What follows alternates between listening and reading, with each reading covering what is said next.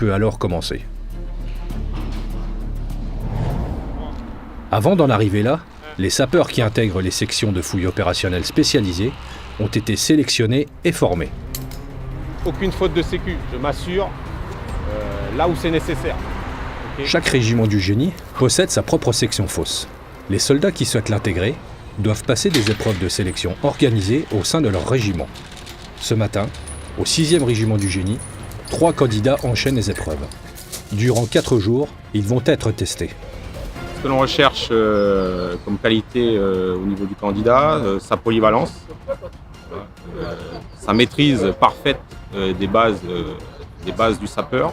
Sur 4 jours, on les évalue, que ce soit en théorie ou en pratique, dans les domaines de l'armement, des transmissions, des connaissances du sapeur,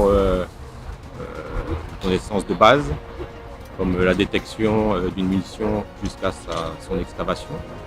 Donc en plus de tout ce qui est théorique et pratique, il y a un groupe AV qui regroupe plusieurs activités physiques. Donc un 8 kg commando, un parcours aquatique, une CO de jour, un PO, une séance de piste d'audace. Et voilà, ces épreuves s'échelonnent sur les 4 jours, c'est assez intense. Les soldats qui ont satisfait aux épreuves de sélection sont ensuite envoyés à l'école du génie à Angers. Durant 7 semaines, ils apprennent les spécificités de la fouille opérationnelle spécialisée.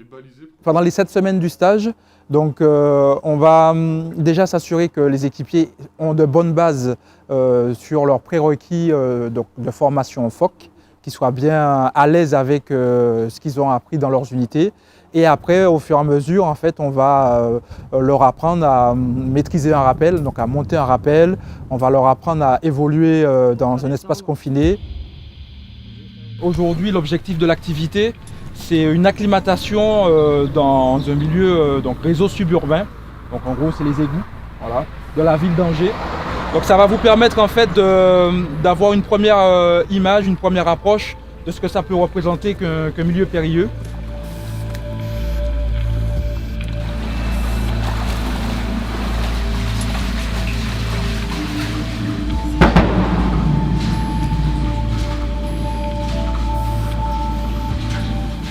On va travailler en détection de fil en OB, donc laser, 4 gaz, OB, et c'est parti. On essaye de mettre en place un cadre tactique de manière à pouvoir prendre en compte aussi la menace piégeage, qui est aussi une particularité importante de la filière FOSS. Donc en fait, les stagiaires, ils vont, à la fin du stage, ils pourront en fait